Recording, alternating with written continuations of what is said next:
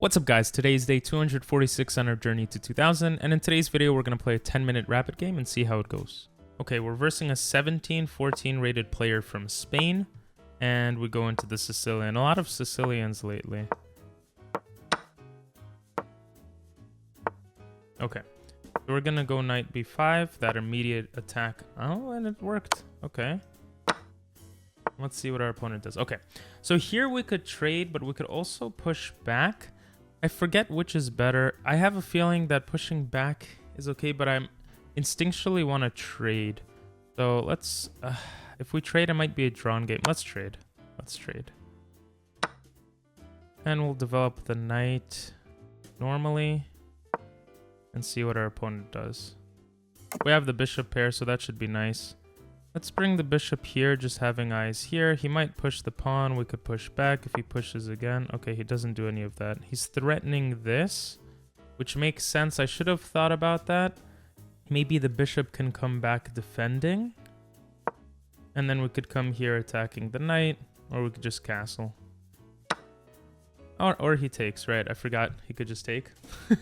So let's take here. We're going to kind of damage our pawn structure, but we will have the open rook file. Here we could take... He did open up his light squared stuff here, but it doesn't matter. We could come here with the bishop, forcing him to move before taking. I kind of like that idea, so let's do that. Here we could take... He could take with the knight. Our knight could come to the center, but I don't really see the purpose. I don't think this game is really doing anything. Takes, castles, attacks, bishop back here maybe is an idea. But then he could take, so that doesn't make sense. We could bring the knight closer. He could take, we could take. But then we give kind of a pawn majority here, which I don't like. But we would have the pawn majority here attacking on the queen side. So this is a little tricky. We could also castle queenside right away, which could be okay. Let's do that. Okay, so he pushes forward. We could just close this off. Then he attacks, we come back, he attacks, and he could trap us. So if we push this, we're going to get rid of the bishop. But I think that's okay, because then we could bring the knight in. Yeah, we're going to take. We're going to push in. And maybe we're playing too fast, but I think it's okay. Okay, here we could come here forking, and then maybe bring the rook in and bring the other rook in. Another idea is attacking like this, but I don't know where this knight is going. I like this idea better because of that. And here we're going to stop the movement, so the bishop and the rook are kind of stuck in place. And we're going to bring our other rook in. And then we'll take, and we'll be up a pawn with an active rook. So let's do that. Okay, so he kind of understood our idea here. We can, of course, bring the rook here. But that looks kind of funny. We could take... Now this doesn't work because takes, and we're losing. We could bring the king closer, maybe? I'm not sure what I want to do here. I mean, maybe the rook coming here attacking this pawn is a good idea. I kind of like that, so let's do that. Okay, so he defends. That makes sense. Actually, don't know how to progress here. Maybe we could bring the king around, and that should be okay. The king should definitely go somewhere. Now, does he have a pawn majority here? No, it's 4v4. I think the king could come and fight here. I think that's our plan now. Of course, we could just push the pawns here. Something like here, here. Takes. Doesn't make sense. Here. Doesn't... none of this makes sense. Maybe here, takes. If he tries to come here, we take.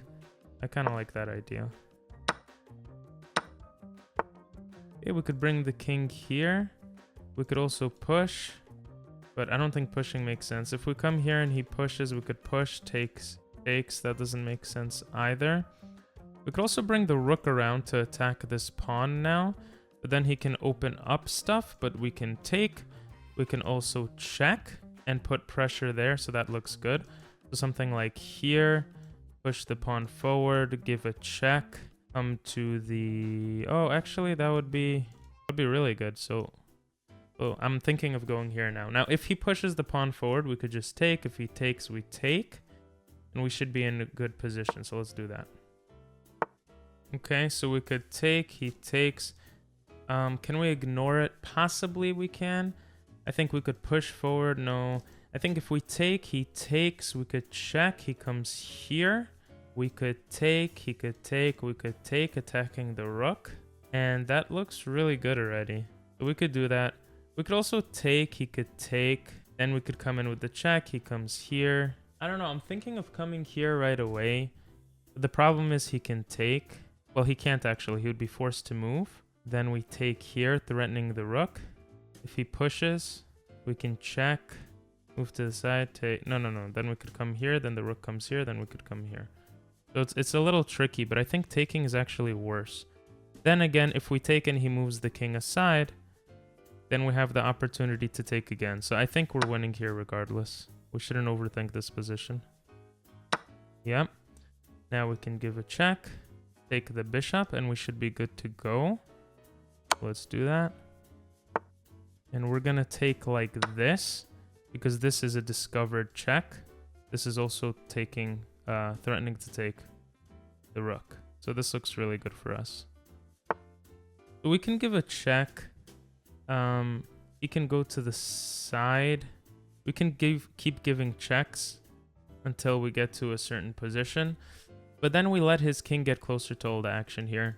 Let's see, giving a check, him taking, us taking, him taking, us taking, us taking. Like, we should be winning this position, so I'm gonna give... But then this, taking this just looks really good. Now, he would be forced... We should just calculate. If he comes to the side here, then we could give another check. He could go to the side. Then he could go here. We could give another check. Then he's forced here. I don't know. It's a little tricky. I don't wanna overthink a winning position. Let's just simplify.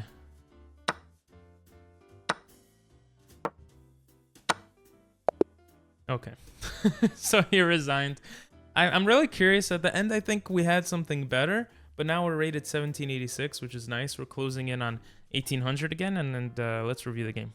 So we played with 85.3 versus 75.6% accuracy. We supposedly played like 2150s versus 1600s. Of course, we had 3 misses because I'm really bad at taking advantage of winning positions, but we still won, so I guess I took enough advantage. But let's learn from this game. So we go into the Sicilian. All of this is normal moves if you didn't know it. A lot of times, people will play this move to stop the knight move, because now you can't do this. This is just losing a knight. So that's typically what happens. Or someone would play this, attacking this. So if you go for this now, it's not great because there's this attack, which forces you to kind of defend this first before going for any of these plans. And then maybe you have this idea. But I like getting into these positions because I feel like I tend to win here. I don't know what to do here. I considered going all the way back. What I didn't like about it is he has more pieces developed. And I feel like he could just give a check right here. And yes, I could defend while developing a piece. But it looks like he gets so into my position, which it just doesn't feel great. Now here, the knight can be pushed back, possibly. And with b4, he could just be completely pushed back, something like this. But then the knight will keep kind of being annoying. And this doesn't look bad at all, right? This looks pretty good. I would do some move like this. Maybe queen comes here, and I win a rook, right? Worst case scenario, I win a rook, and actually the computer says this is the best move. After something like this, could probably even have a check like this, and just trade pieces, and then take the rook. And this is a winning position because you have nothing that you can do. The knight can escape, and things are looking good. So this is something that... You know, I just didn't know what to do. I just traded. Maybe I should have gone back. But anyway, here computer likes c4. I don't quite understand the purpose of c4. I'll be honest. Computer also likes bishop d2. Bishop d2 looks more natural. I just develop a bishop. But it's a little weird. Maybe I'm trying to develop it here. Maybe I'm trying to develop it here. Not entirely sure. Maybe it's to stop a queenside attack. Maybe it's just a queenside castle. Right? That might make sense. Something like this. This, I don't know, this, and yeah, computer actually likes queenside castling, and it seems like there's a big attack here, but we're faster, or I guess the idea is the queens are off the board, so it should be fine. Something like bishop e3. If the knight comes here, maybe even trading knights is fine here. and that is definitely fine, but with this advantage, computer likes bishop b6 attacking the rook. After the rook moves aside, we have rook d2, maybe to double rooks in the future. I don't know, kind of tricky stuff. I'm not very well versed here, so I can't really suggest the best lines here, and it takes the computer a while to kind of figure out the best lines too. So we'll just return here for a second. This bishop move was apparently just a miss. I missed something already. Computer likes bishop e3 once again. I just, let me try to understand the idea behind bishop e3. I guess we queenside castle and put pressure right away. I think I don't queenside castle enough, and this is kind of showing me that I don't do it enough. I think it's an important thing that I just don't do enough. And here computer is okay with losing this. If you take here, you lose your advantage. Computer likes g3, maybe to phi and ketu the bishop, and now I'm starting to understand the idea here. When you queenside castle, maybe the phi and ketu bishop has a lot of strength here, and maybe that's the idea here. But okay, I missed that. Then computer likes bishop g5, and just ignoring this, which looks crazy, but I guess the idea is you're attacking here, and after this you have bishop d6, putting pressure here, and this knight won't be able to escape. I think that's the idea here. Something like, I don't know, let's say here, here, here. Well, okay, you wouldn't want to come here because then the knight takes. So something like this, this, this, and there's this attack on the knight that can't escape. And no matter what you do here, it's totally fine. And here computer even says, hey, you're just giving me a free pawn. So, you know, something like this, and then maybe even taking. But I would venture to say that this is fine. So this is very cool. I didn't realize this. Maybe my idea, I'm just scared of that generally.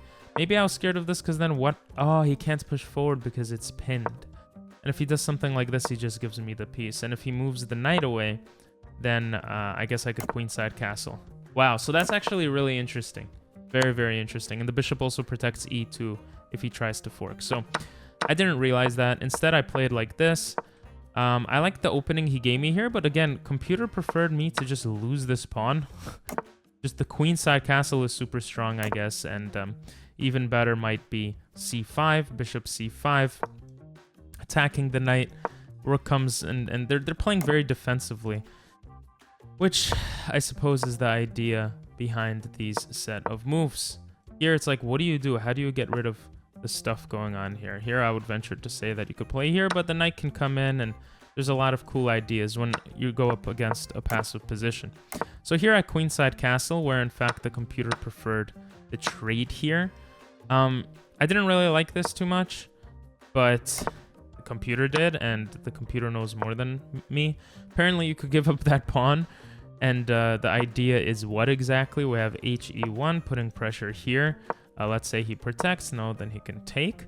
Maybe coming here to protect this pawn, but then we have d5 threatening it. And the bishop is pretty much stuck, right? If you go here and do something like that, you could just take this pawn. You're threatening to check. You're on the 7th rank. You're kind of pinning the bishop to the rook. There are no discovered checks to win our rook, so it looks fine there. So a lot of this game had to do with the passive play of our opponent. For example, this rook move I think was bad. Here, our opponent probably could have just moved the knight out of the way, and the game would have, you know, continued semi-normally, maybe. But our opponent was playing really fast. I don't know what they were doing. Here I came in, and I thought I played surprisingly pretty perfectly. I figured this knight move was really good because it forces the rook to move, which doesn't allow his bishop to get active, and this does the same thing. His bishop and rook are stuck for the rest of the game. Then I doubled my rooks. Computer likes c4, but I think doubling my rooks was fine. Putting some pressure there, coming here, and this is where I was kind of not sure, right? I thought maybe I could do something like this, but I figured I was winning anyway, and I don't want to overcomplicate stuff. But the idea here is that I'm just completely winning, and if he tries to take, I can always cover it. Even if the rook covers it, I have to be a little more careful. Maybe I could go in front of the pawn. But I think I still have an opportunity for this. Let me take, because even if he does something like this, I could still come in with this attack. His bishop is just trapped, essentially. So after all of that, we come in with the check, we take. And here I was also kind of considering, maybe I should take this with check. The reason why I didn't like this is because, well, apparently there's a mate in 6 here. But I thought something, you know, I thought he's going to avoid the checks. And then after this is what I calculated. And I thought this does not seem great. Because what do I do now? Right? And computer says just take here. You're still threatening check. And then this. But I'm not a computer. I thought I'm going to lose my knight regardless. And so I didn't like that move. But listen. Computer sees everything. Look at this craziness. Look at this craziness. So you can always kind of come back and support this knight. If something like this, then the knight can get out of the way. But more importantly, this is checkmate. So a lot of tricks there. I thought simplifying the position was smarter. I had 3 minutes, and I think that was a smart decision. I genuinely don't think I made any mistakes there. Here, it's just like, what do you do in this position? There's nothing you could do to win. So our opponent resigned. I hope you guys really enjoyed today's gameplay. I think the lesson, again, was all the way kind of back somewhere. And it was the idea of queenside castling. I kind of queenside castle a little late sometimes. I don't understand the power of it. But I'm happy I at least did it here. A computer says it's the 3rd best move, so it's kind of weird that it shows it as an inaccuracy now. But I think it's better than just regular castle because you're just not making use of the fact that you can control a semi-open file with the rook. So I think that's the main lesson, to kind of look out for the queenside castling when you're putting a lot of pressure on your opponent. And if you guys watched this far, please say card in the comments below. At the end of each year, I started doing New Year's resolutions. Last year, I read 50 books in a year, and this was my present for doing that, a Pokemon card. So I just go to a Pokemon store near my house and I get like a pack, and the best card in that pack I'm going to keep. So for the end of this year, the goal is to upload 365 videos of chess videos. And so far we're on track. We've been uploading every single day to showcase this journey, and it's been really cool. So I'm excited for my next Pokemon card, and that's kind of a cool kind of trivia thing you know about me or whatever right now. So I thought that's kind of cool to share. The reason why it's not reaching 2,000 as the goal is because doing 365 videos or reading 50 books, these are things that are more in my control. Reaching 2,000 is in my control, but it's, you know, it's not entirely. So that's the explanation for that. Maybe I'll get a card for that anyway, or what if I become a national master or something. But thanks for watching, guys. I'll see you guys next time, and bye-bye.